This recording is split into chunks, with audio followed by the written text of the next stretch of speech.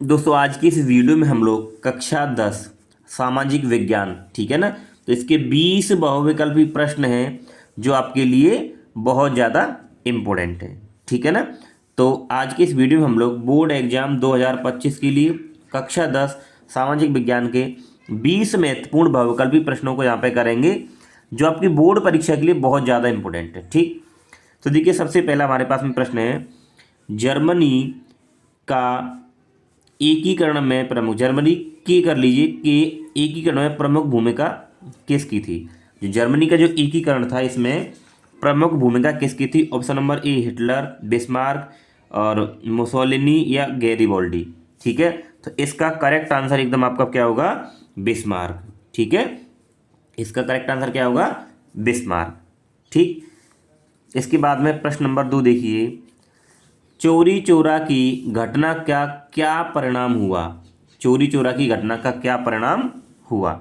ठीक है, Rowlatt act पास हुआ, खिलाफत आंदोलन चलाया गया, साइमन कमीशन भारत आया या असहयोग आंदोलन चलाया गया। ठीक, तो इसका ऑप्शन नंबर डी करेक्ट है, असहयोग आंदोलन वापस ले लिया गया। ठीक है ना, चोरी चोरा की घटना का जो परिणाम था उसके बाद में क्या हुआ कि जो असहयोग आंदोलन था वो वापस ले लिया गया। ऑप्शन नंबर डी आपका यहाँ पे एकदम करेक्ट आंसर है। ठीक है ना, ठीक है। और ये जो घटना हुई थी चोरी चोरा की, ये आपकी कब हुई थी, ये आपकी हुई थी, देखिए ध्यान रखना, 4 फरवरी 1922। ये भी आपको पेपर में पूछ सकता है। ठीक है, 4 फरवरी 1922। ठीक, इसके बाद में देखिए आगे प्रश्न नंबर 3 है हमारे पास में, वर्नाकुलर प्रेस एक्ट कब लागू किया गया था। तो वर्नाकुलर प्रेस एक्ट कब लागू किया गया था, ये आपका किया गया था 1878 ईस्वी में, 1878 ईस्वी में। ठीक है ना, और ये किसने पारित किया था, ये पारित किया था यानी लागू किया था आपका लॉर्ड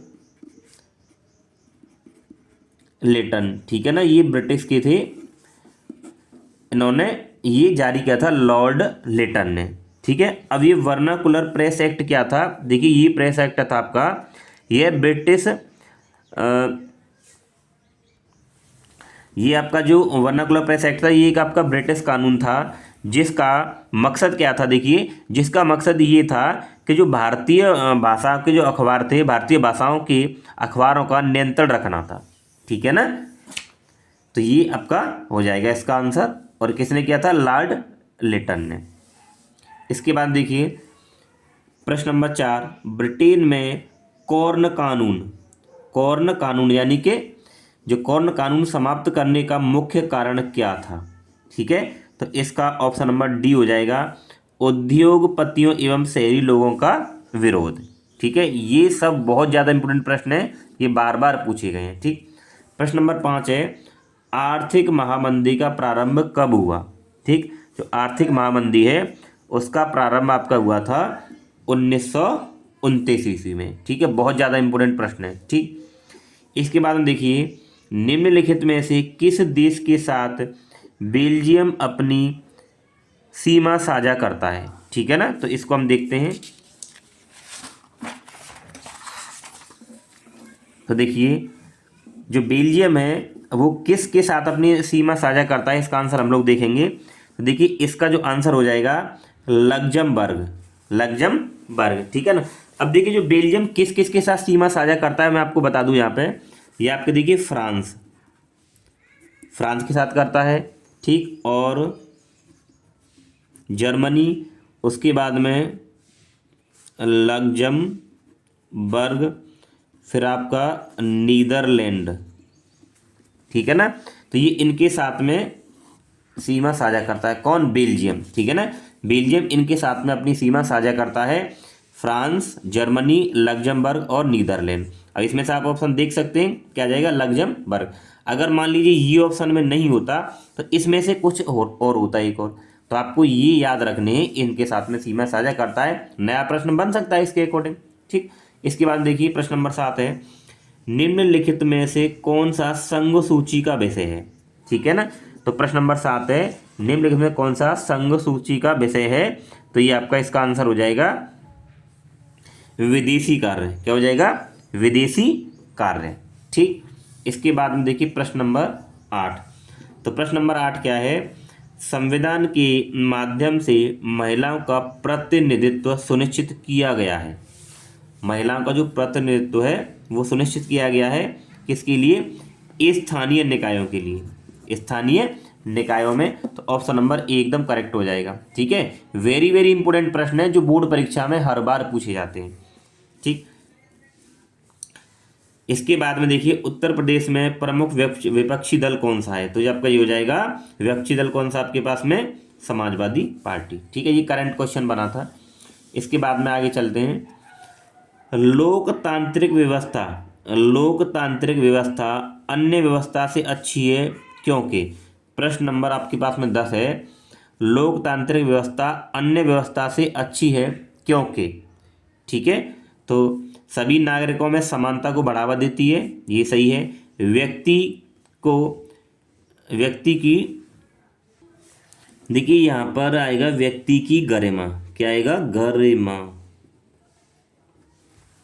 ठीक, व्यक्ति की गरिमा को बढ़ावा देती है। ठीक, तो दोनों ही ऑप्शन यहाँ पे सही हो जाएंगे। तो ये किस में है, सी है, इसका हो जाएगा सी, ए और बी दोनों। ठीक, इसके बाद हम देखिए निम्नलिखित में से कौन सा खनिज अधात्विक है। तो इनमें से जो अधात्विक खनिज कौन सा है, अभ्रक। इसका ऑप्शन नंबर क्या हो जाएगा, सी एकदम यहाँ पे राइट हो जाएगा। ठीक, इसके बाद आगे देखते, इसके बाद देखिए सूचना का अधिकार अधिनियम कब लागू किया गया। तो सूचना का अधिकार अधिनियम 2005 में लागू किया था, ऑप्शन नंबर सी एकदम करेक्ट हो जाएगा। ठीक, निम्नलिखित में से कौन सा परंपरागत संसाधन है। तो परंपरागत संसाधन आपके पास में क्या हो जाएगा, कोयला हो जाएगा। देखिए कोयला और पेट्रोलियम ये सब कैसे हैं, परंपरागत संसाधन है। और सौर ऊर्जा, ज्वारी ऊर्जा, पवन ऊर्जा कैसे हैं, गैर परंपरागत संसाधन है। ठीक है ना, ध्यान रखेंगे। परंपरागत क्या है, कोयला है, और इसके साथ में आपका पेट्रोलियम भी हो जाता है, पेट्रोलियम। ठीक है ना, तो यहाँ पेट्रोलियम ऑप्शन में नहीं है तो क्या होगा, कोयला होगा।